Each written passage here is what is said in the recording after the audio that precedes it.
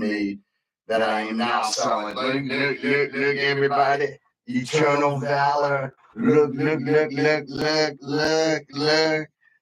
the sexiness. Damn right, I drew this shit.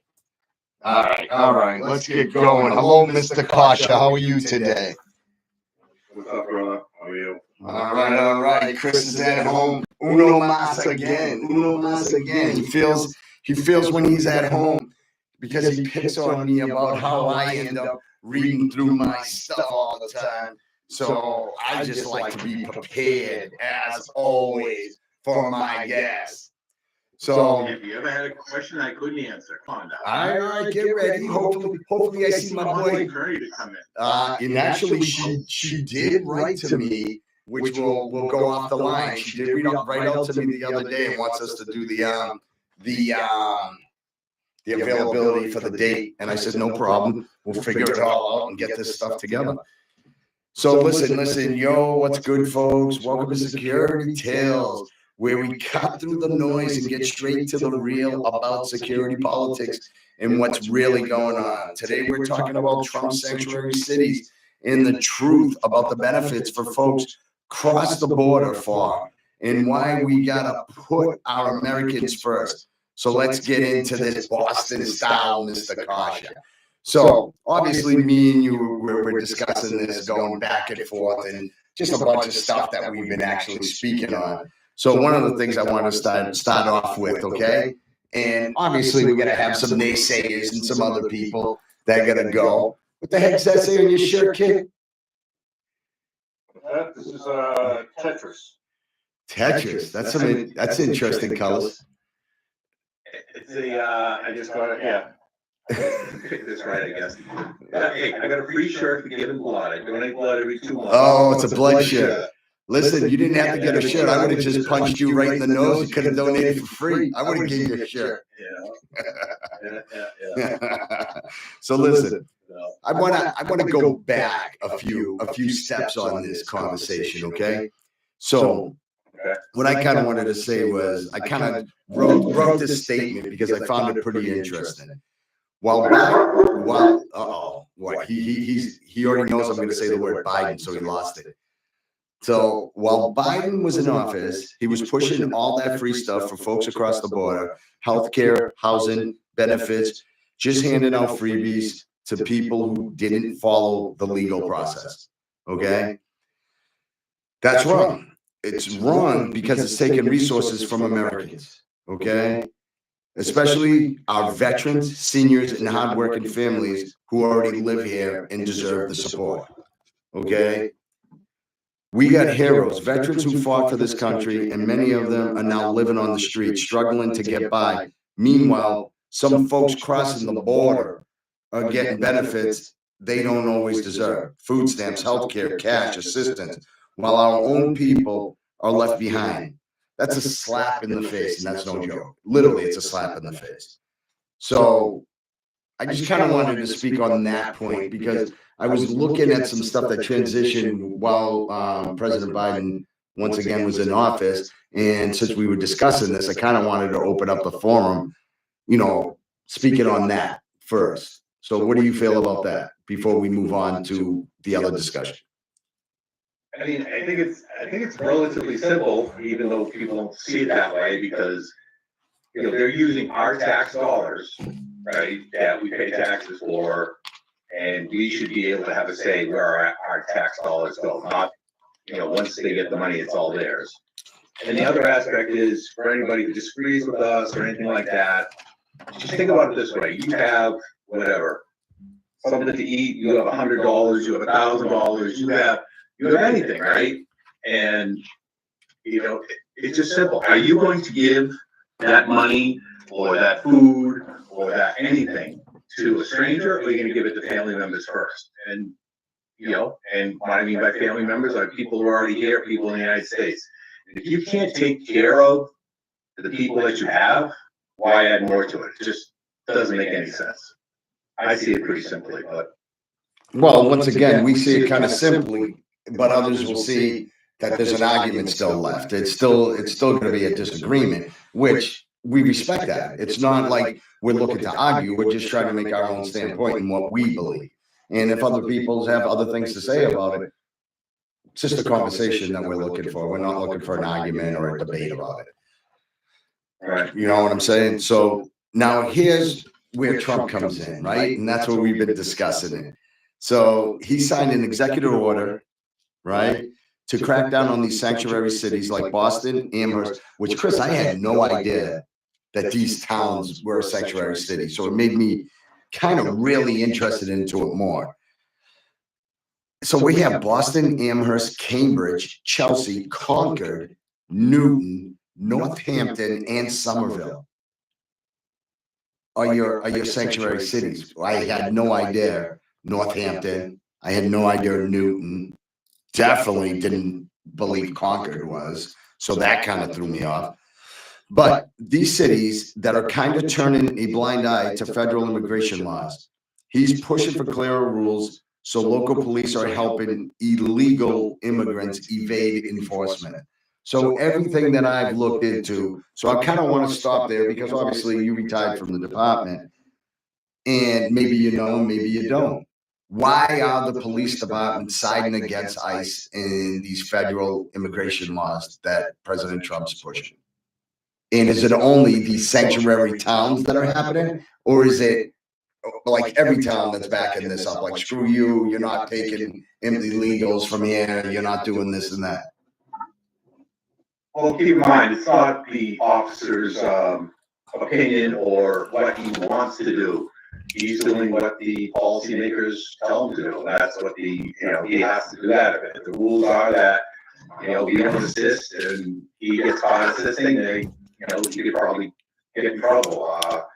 Like I said it before, if I have somebody under arrest, I know they shouldn't be here, and they say they're here illegally, and it takes me an hour and a half to book them, and he gets bailed, I cannot hold them for any longer than it takes to book that person. So kind of ties your hands if they say I'm going to be there in 2 hours and you're done in an hour and a half, you let them out the front door.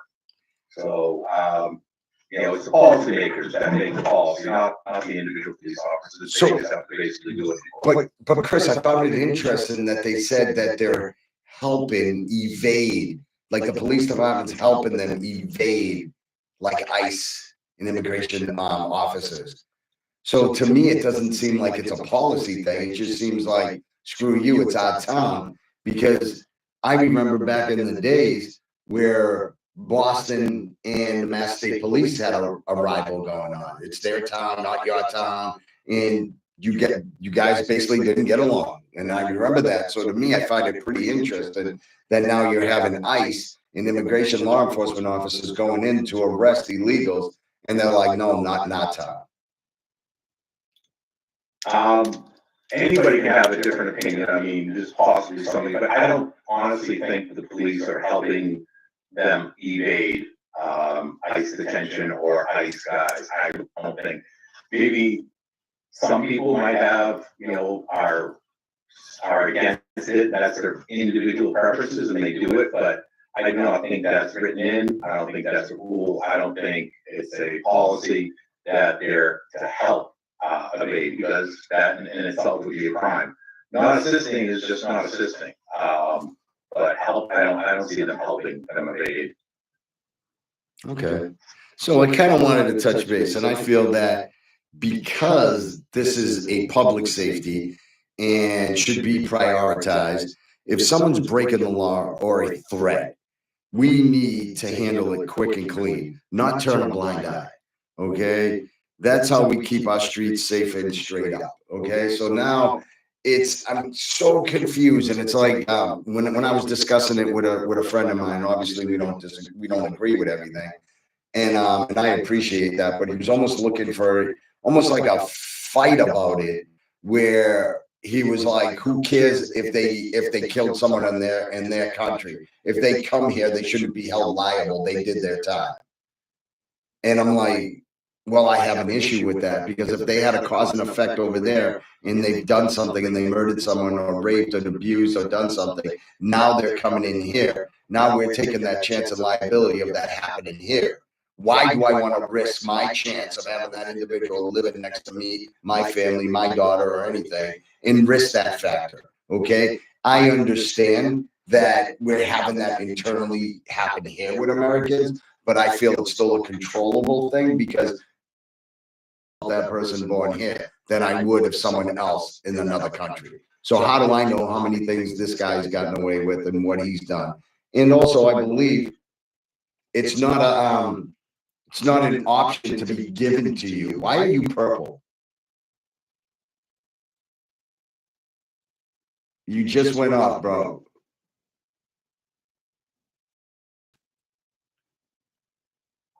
Oh, sorry, I had it on mute because of the dogs. Yeah, but your screen's purple. Purple. I have no idea. I'm switching your name to Bonnie, bro. Yeah. But what do you feel about that? When a buddy of mine was arguing that it doesn't matter what crime they do there, they should still have the right to come here. I would like to. Of course, matters because we want good people, right? You want good people. You want people with skills. You want people who want to work. You want people who want to contribute. And yeah, if you murdered somebody before, you're a bad dude, man. I mean, how many times have you murdered? And when they say these people, quote unquote, or this person doesn't have a criminal record, I highly doubt any of those countries have a computerized, bought record of what these people have and have done in their past. Not to mention, remember, when you get caught, let's talk about drunk driving maybe when you were younger or we were younger. How many times did you do something wrong before you got caught? You could have murdered 20 people, but only got arrested for one. Just because it's on your record doesn't mean you haven't done it 20 times before. So I don't, like I said, we want good people who want to work and contribute to society and acclimate to the society, Yeah. Sorry about that, Chris. For some reason. I don't care if I'm purple. No, it wasn't even you now, but I'm saying Facebook, I lost it somehow. It's shut down. So sorry about that, guys. So, and let's talk about, about the funding. This is the part me and you were discussing. Boston gets about 300 million a year. Is that correct? Was it 3 million, 300? I thought it was 450. Okay, I might be wrong, but when I research it, it says 300 million. So that money goes towards housing, right? Schools and public safety. Even if there's talk about losing that dough, which I'm going to give Mayor Wu kudos on this. She's got plans to prepare for whatever comes. So we're not left hanging. She's saying we got to manage the budget smart. No new positions, cut non-essential spending, and focus on basics like trash and city services. I appreciate that. But what I didn't see was law enforcement, so that kind of threw me off.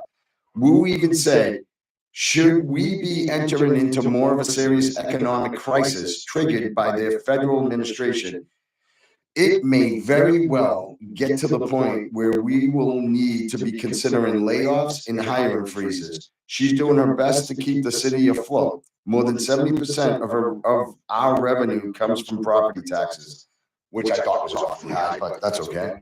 From property taxes would stay steady. The city focus, keeping city services running, investing in the essentials, and making sure we don't cut corners. And here's my question. Why wouldn't Mayor Wu already be doing what makes sense? Like, why was it that she's now being proactive and preparing for this? Where to me, I think it's actually a great idea. Why wouldn't she implement this before? Like she's waiting for crunch time in order to do this?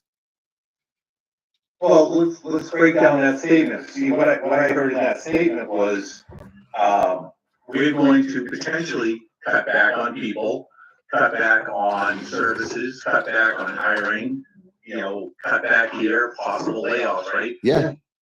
Excuse me. Agree. We don't want to waste money. We don't want to hire somebody who doesn't need to be hired. All that is good. Okay. But the reason why she's going to have to potentially lay off, potentially cut back on hiring, potentially this, potentially that, is because the feds cut off her lifeline of money to support people who aren't Americans, and which in turn could affect somebody. So now, look at the trickle down effect. Feds cut the money. She still wants to give the free housing. Now, potentially, a friend of yours could get laid off.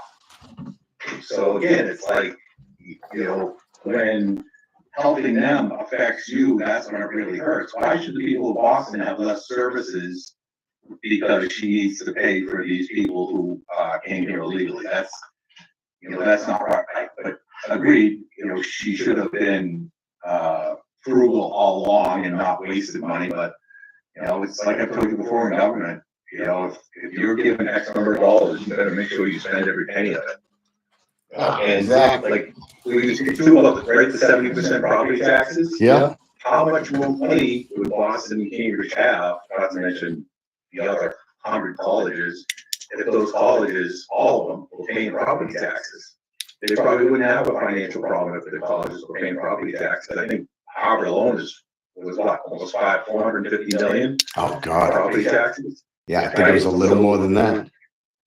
And what is there? Another 75 colleges in Boston that should pay property taxes at the very least. It seems obvious, if we're talking about managing money and keeping our city safe, why wouldn't she be working to enforce the law, cut unnecessary costs, and prioritizing our citizen? It's what any responsibility should a leader do? So why isn't she already taking these steps? Like, I'm still confused. Like, why wouldn't she be implementing all this? And even, I think that's a great idea, taxing colleges. I don't know why it would raise up the fee of the students' costs to go there. Especially Harvard, where they have $52 billion in an endowment. How much are they allowed to sell? Tommy T, what's up, bro? Tommy says, yep, Harvard has a $52 billion endowment. They don't need government funding. Yes. We agree with that, Tommy. We definitely agree with that. But it's I don't even know. It's like, what about the benefits for the immigrants crossing the border, bro? It's like they get financial help, right? Refugees and low-income families can get cash assistance. So I started writing down all their programs that once they cross, what they get. You there, Chris?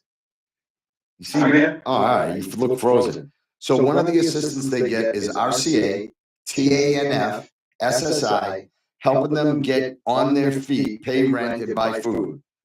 They get health care, even if you're undocumented. Emergency Medicare and programs like WIC help moms and kids survive and thrive, right? Now, I know my mom's on Medicare, and it really ticks me off the amount of money she still has to pay and what comes out of her pocket when she's not working. She's basically living off what she made when she was working. And Lord knows you weren't making that much money in the 70s, 80s, and 90s. You started making it when it became time that our parents started retiring. And you know what I mean? So what's the survival on that? They also get, Chris, school and education. Kids get free public schools from day one, plus programs to learn English and settle in.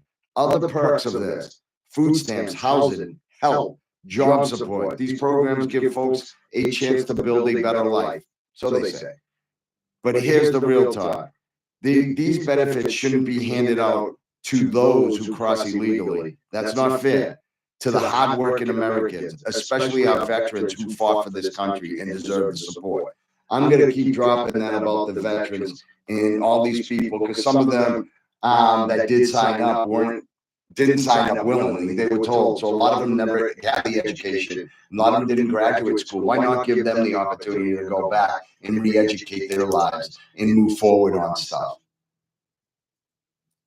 Absolutely. I mean, it's crazy how we just don't take care of our own first. And so what they do. So my town's going through that right now. We have a private college in my town, and Prop 2.5 got passed many years ago when we were kids. And what that basically says is that the town can only raise the taxes 2.5% per year. But obviously every year they raise it 2.5%. So what they're trying to do an override, and this is the second time they tried to do the override. The first time they tried to do it lost in a vote. So now they waited 6 months and they're trying to do the override again. You just lost 6 months ago. So what the override is, they're looking for another like $40 million. So the way they spin it, and the way Wu is probably going to spin it in the near future, is say we need $40 million, not because we want to do this, do that, or do this. We need the $40 million so we don't lay off teachers. Because we don't want to lay off teachers, so we don't have to lay off teachers so that we can, we got to love our students and help. So what they do is they try to pull at your heartstrings, say this $40 million isn't so we can repair a road or build a new fire station. This $40 million that we need is so that we can not lay off teachers. So they spin it in a way. So what I think we'll do probably in the future is that because the feds, and blame the feds, because the feds cut our money, and we don't have money for this, now we have to, lay off a couple police officers, or not hire police officers, or not hire firemen. So it's going to spin it when in reality it's like, no, it's that you wasted the money on housing illegals and giving them free stuff. So now we're gonna, have to lay off police. Whereas, she just spins it that way when in reality, if just didn't spend the money, you wouldn't have to lay off anyone. So they just try to point the finger. Yeah, Tommy says Texas and Florida governors showed the county or the country what an illegal invasion was all about. The hypocrisy, I can't say that word, hypocrisy, HYPRIO, whatever, Tommy, you work for the Department of Corrections. Stop using fancy words. It says on Martha's Vineyard was a classic. Must have been when all the immigrants and illegals went there. So, yeah, it's no doubt. So, listen, I just want to say something on this. So, here's my stance, and I want you to hear this loud and clear. I'm against the free benefits given to illegal immigrants crossing our borders. It's wrong, it's unfair, and it's taking resources away from Americans who deserve it. Once again, our vets, our seniors, and our family. We need to prioritize our own first. Support those who fought for us, who built this country, and who keep this nation strong. That's the true meaning of security, taking care of our own first. And I've got a message, right? Let's demand our leaders to put America first. Call our representatives, write to local officials, tell them, enforce our laws, protect our communities, and support our veterans and families before handing out freebies to those who crossed illegal. We got to be loud and clear. Our country was built by Americans, for Americans, and it's about time our policies reflect it. Now, here's the question.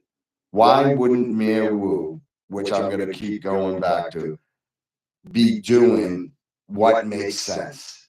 It's so, we're stuck with this, the funding's being cut, and we're going to show Trump's this, Trump's that. We're going to fight against him. He's not coming into this city and blah, blah, blah. I'm so confused with the argument on her side. I just can't see anything that's plausible to support her. Future voters. Didn't Massachusetts pass in the last ballots that we had that you could, I believe it passed, but it was amazed that illegals could get licenses? If you're here illegally, that you could get a license. Yeah, you believe that passed? Yes, it did. Yeah. So first is licenses, next is the right to vote. So it's with building up their voter base, and we all know that the Democrats going into office, like was that AOC chick with Bernie Sanders? Yeah. Like she came into office, she's now worth like what, $20 million? It's like how does that happen? Yeah. It's amazing. So as long as they're taking care of themselves, it doesn't matter if the rest of the world falls to shit. Hey, I got an update. I finally got a hold of my buddy down at the Border Patrol, and I talked to him. I go, what's the truth? He's there. He's on the front lines. He's riding horses along the line, and he's arresting guys, and he's doing all the stuff that we hear about. And he says it's like 97% decrease. Really? They actually have a chance. Yeah, he says, we actually have a chance to do proactive police work. We actually have a chance to, do things that, that mean something other than just trying to stop the floodgates, fix the fences, all that. He goes, yeah, it's like, he goes, morale is up, guys are so much happier, because it's like, I just imagine like, just for example, you get these 5 people and you grab them and you throw them back over the border or however it works. And then the next day, 5 people, you see the same 5 people again. It's just kind of like, I can understand how you would be frustrated. It's kind of like if you arrest somebody for OUI and 9 times out of 10, that person's going to get a fucking not guilty. It's like, why am I doing this? Why am I doing this? Why am I doing this paperwork when this person's going to get a fucking not guilty and lost? And it's very discouraging to you. No, and I can understand that, bro. Trust me, I see it all the time when I hear people doing a crime and then all of a sudden they're out, and then I see someone do a less of a crime and they're ordered to wear a bracelet and they're really not guilty. And it's kind of funny when this other guy's definitely guilty, but he gets bailed out, and then this other guy that gets indicted not indicted, with a case coming up, and he has to wear a bracelet, and you're like, you're 55 years old, you've never done a crime in your life. All of a sudden, there's an accusation that you did this, and now they're putting a bracelet on you. It kind of doesn't make sense. Here's a guy that gets out, excuse me, gets out of second-degree murder, and he's out in the streets for about a year and a half, picks up another case, but yet, okay, you're bailed out, and he's walking around. It doesn't make sense to me. It doesn't. So it's simple. If she truly cared about the safety of Boston, she'd be pushing for stricter immigration enforcement and support for our veterans and family. Instead, it feels like she's holding back or waiting for the federal government to tell her what to do. That's the real concern. And what I mean by that is once they pull that trigger and do what they got to do, I think she's going to build up something to say, look what they're doing to us and woe with me and this and that, because she's not going to be successful on doing what she's saying she's going to do. But great job if she does it, because I think it's a great plan if she pushes it and gets it.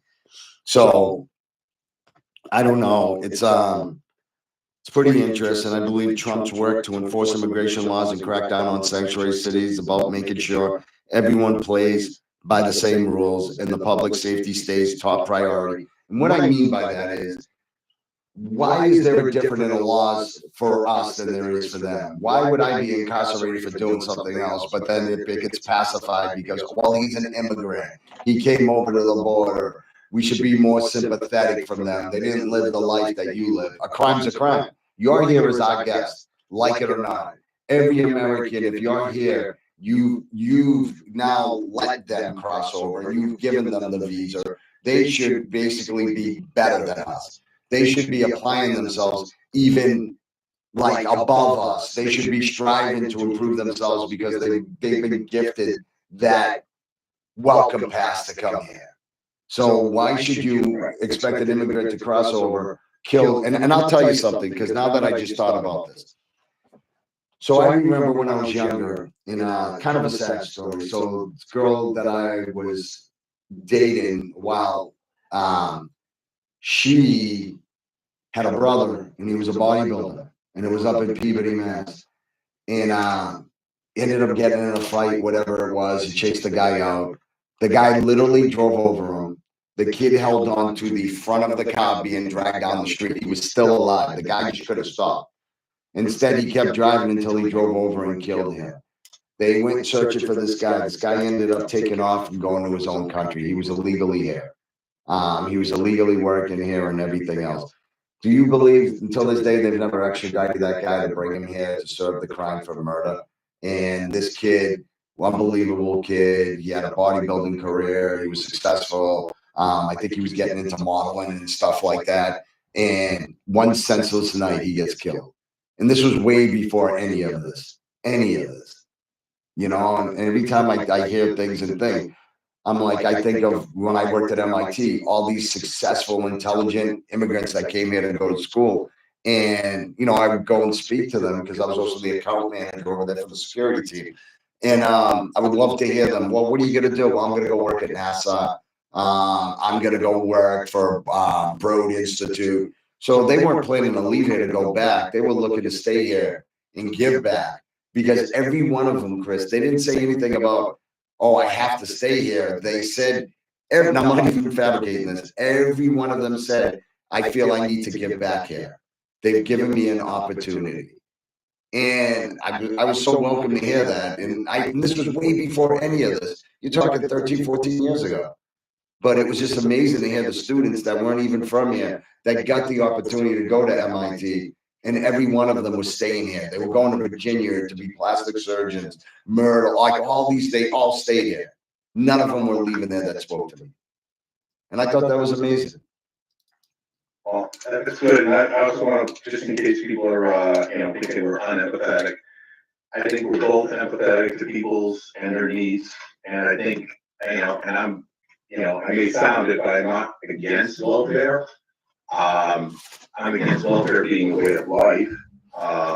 You want to, you as in anybody, whatever, you need welfare. I will put you on welfare 6 months, you get your shit straight, and you move on. But let's be honest, once you get on this free stuff, it's like, wait, this is free, that's free, that's free. Who's giving it up? Perfect example is, those people that we have in the hotel. We have an entire hotel filled. I said this before. They've been there for going on almost 2 years. And I said it before as well that there wasn't a car in the parking lot when they first moved in. Now the entire parking lot is filled. So they're living here for free. They're getting, like you said, free healthcare, free food. The hotel feeds them, and they're getting everything else. And now they're buying cars, and then they're working under the table. So now they have plenty of cash, and they're living great. I mean, who's going to say, raise their hand? Okay, I'm ready to move out of the hotel because I have money in the bank, and I want to pay my own rent at $2,000 a month. Nobody. So yeah, and what were they getting? What's that thing that they were getting and receiving? I think it was Spinelli's maybe. They had a contract with them to feed them, and then they found out that I think it was like 2 or 3 million. You might want to look that up because I really can't recall the numbers, but I believe it was that high. That they were supplying food, lunches, and everything for them, and then they weren't being eaten and they were just being thrown out. So it was a waste of food. So didn't they just switch to giving them an allowance of a card, a food card, that now they can go anywhere and eat? Wasn't that something they changed up because they looked at the ratio of wasted money? So they can buy their own stuff. Yeah, because we're like, oh, we shouldn't make them, like the crybabies, we shouldn't make them eat the food that we want them to eat. It's like, well, all right, that's fine. But yeah, so it's just craziness. It's going on 2 years, and and Boston has a pretty. I was looking that up before. Boston does have a pretty high homeless rates still. So it just comes down to the simple fact we can't take care of who we have, yet we add to it. And Mayor Wu's cleaned out what, Mass and Cass? How many times has she cleaned out Mass and Cass? Come on, I was just by there the other day. It still looks like Mass and Cass to me. Tommy, because Tommy's out in Texas, but Tommy says we have the greatest legal immigration here in Texas. We also have the worst illegal alien problem too. So you can have both. I don't even know. But the way I look at it is, city's about making sure everyone plays by the same rules and the public safety stays top priority. The sanctuary cities, Boston, Amherst, Cambridge, Chelsea, Concord, Newton, Northampton, and Somerville must follow the same law and help build a safer community. And while folks crossing the border do get some help, our veterans and hardworking Americans need support first and foremost. This is about fairness, safety, and putting our country and our people first. So, one thing, Chris, that I came across, right? Today, we got to give it up to President Trump, okay? Got to definitely give it up. This guy's a beast, bro. Literally a beast. No cap on this, okay? So I don't even know if you're aware of this, Chris, and I figured you would be. He's out there making moves, dealing with UK like a boss, while these other jokers just talk. Trump's got that fire, bro. He's showing the world why he's the real deal. Do you know what I'm speaking on, Chris? Yeah, they're in talks about making the deal with UK and bro, advantageous to us. making it, bro. Check it, kid. Trump just announced a wicked huge trade deal with UK, and let me tell you, this guy is straight up legend. While Biden and the rest of the fumbling around, Trump's out here cracking open deals that matter. $1 billion access for American beef, ethanol, and more. The man's a deal maker. Plain and simple, bro. He basically, he's down there talking to UK's opening up, and they're doing it big. And get this, he's talking about Aston Martin cars, James Bond rides, possibly coming over here in massing. Trump even was joking, bro, saying James Bond has nothing to worry about while laughing in the Oval Office. That's how he rolls, making deals, bro, making deals and keeping it real. And let's not forget, Trump got the UK to drop those steel tariffs, right, which is phenomenal, to zero, protecting their steel industry while he's out here fighting for Americans' job and markets. He's got the UK willing to buy $5 billion worth of beef, bro, ethanol and machinery, and even a British airline that might buy $10 billion worth of Boeing. Is it called Boeing? I always forget how it's Boeing planes. That's a win in Boston style, bro. How do you not see this? Trump ain't about overrated deal. He calls it maxed out, and he's saying it's only going to grow. The man's straight shooter, and he's got the receipts to prove it. Meanwhile, UK's Prime Minister Keir Starmer calls it a fantastic historic day because he knows this deal is going to boost trade, create jobs, and protect our folks. That's what real leadership looks like. And on the other side of the globe, Trump's still fighting sanctions, Chinese companies helping Iran get that oil. The man's not playing. He's out here making sure Iran can't fund their basically destabilizing game. Bottom line, Trump's out here making deals that matter, protecting Americans' interests, and showing the world why he's a beast. No one does it like him. So I just thought that was phenomenal today when I was reading that stuff. Did you see the other thing regarding that? If we want to prop our boy up, that I think the Houthis have asked for a ceasefire with us, that they will stop attacking ships if we stop attacking them. Another win-win. The UK is shaking in their shillings. I don't know what shillings are. Why does Tommy always use these words I don't understand? Keep it simple, Tommy. What's a shilling? Isn't that money? Well, that's money. Yeah, I think it's a Irish reference, you know. Yeah, because they use shillings or something like that. Shaking in your shillings. Oh, okay. All right. I'm learning Irish slangs now. But well, UK and Canada should be easy, and then hopefully the smaller Asian places, because we need to get them on the map to replace China. You know, all those countries that want to get bigger and better, you know, Philippines, Taiwan, and all that. So hopefully they can fill the void of China, and then, you know, they can make money. No, 100%, bro, 100%. And you know what? This is about fairness, safety, and putting our country first. And I keep saying that. And you know, anything you want to bring up, Chris or Tommy? Since I see Tommy, by the way, I got to get you on Zoom, man. I want to see if I can get you on Zoom next week, man. So quit doing shit from your phone, character. But anything from you, Chris? No. Just, you know, we just want things fair, and we want good people in our country. That's all. And we want to take care of our own before we take care of somebody else. That's just logical. 100%. 100%. So listen, once again, everybody on Facebook, I know some of you guys write in and ask some questions, and sometimes it's difficult for me to get up there to look at it. But if you follow us on our podcast, at Security Tales on YouTube. I'll be able to answer questions with Chris. And we're trying to get my old boy, Tommy Titus, on, and get his perspective from Texas, man. He's an old friend of mine, much missed and much love. Great dude. And before we go, I'm going to leave you with this. Support the movement, stay informed, demand accountability, and don't forget our country was built by Americans for Americans. Show your pride. Also, show your pride with my new shirt line called Eternal Valor. Basically, all designs are done by me, and then it's written in cursive. Because why? Because nobody speaks in cursive anymore. So that's why I'm doing it. But look us up. It's called Eternal Valor. You can go to www.valoreternal.com. Check it out.